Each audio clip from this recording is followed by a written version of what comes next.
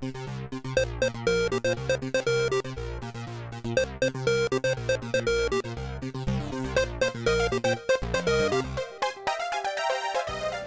it's Howard Rheingold. I recently had the opportunity to visit Chile, very beautiful country I have never visited before. I mentioned on Twitter that I was going to be in Santiago, and within minutes I received an offer via Facebook from Paloma Beidelmans, who ended up showing me around Santiago and Valparaiso. Thank you very much. And Luis Ramirez, who also was the person who recommended that I go to Valparaiso as well. When I was in Chile, I had the opportunity to talk to people there at their Library of Congress who pointed out to me that there had been a smart mob event there, which they call the Penguin Revolution.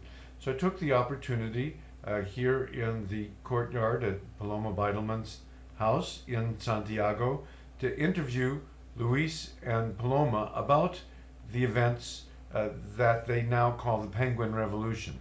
We're sitting here in the garden in Santiago, Chile, and I would like to ask you to introduce yourselves. My name is Paloma Beitelman. I'm a journalist and a blogger, and I live very, very related with social media through internet. Hi, my name is Luis Ramirez. I'm a faculty member at the University of Chile. I'd like you to tell me what the Penguin Revolution was about. What we call Penguin Revolution, because it happened in 2006, and we call Penguin to our students because the uniform they wear, and they use internet, chat, Photolog. We are the most big Photolog user around the world, Chilean people. They use all that technology to move a really big population to ask for better education for them, for the young people. So how did these events unfold? What was it exactly? It was very quick and probably not following a traditional protest movement in various senses. The most important thing was how the use of technology was embedded into everything they do. They weren't using technology in a sort of conscious way. It was already part of their lives. So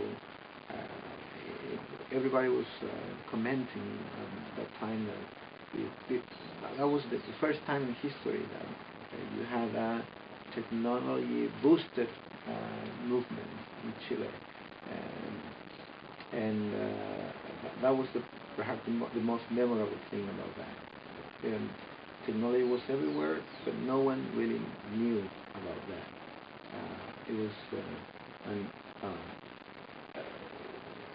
ubiquitous use of technology without being conscious of it. Now, this didn't happen just online, right? This actually happened in physical reality, although it was organized online by high school students? Mm-hmm. They organize online, but they create a real movement. Thousands of people meeting to protest against the education ministry, and they achieved to finally to remove the Minister of Education. Yeah, the Minister of Education, and that movement continue existing now because the problem they achieved to have a table meeting with the very important government people, but nowadays they feel that what they required was not completely listened, and then they are organizing. Yeah. It's not so surprisingly like in 2 years ago, where it was the first time. But anyway, they are continuing using this social media to organize. So the cause was about improving education because the inequality of education here? Exactly.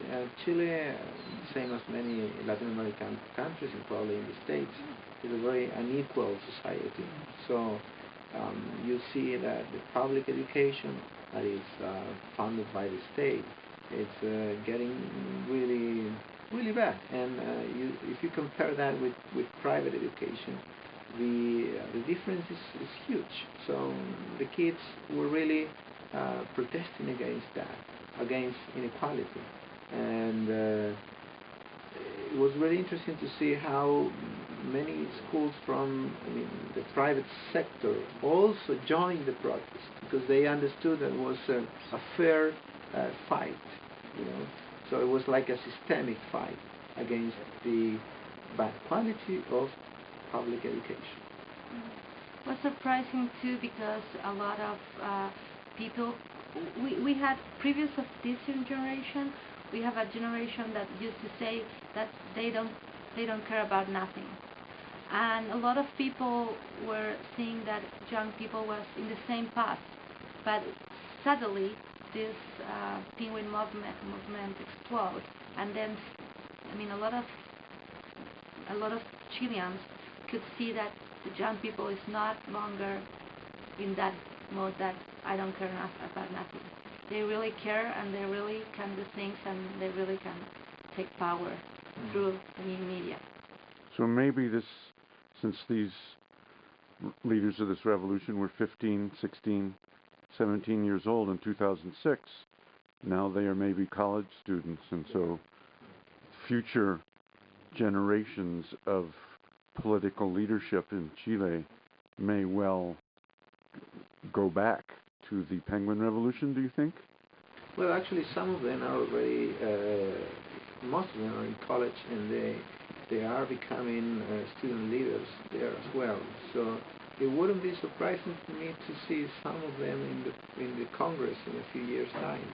And it's part of the evolution of the society. You have more people that are digital natives in 4 or 5 years getting into power positions, and I believe that a lot of things are going to change when that happens.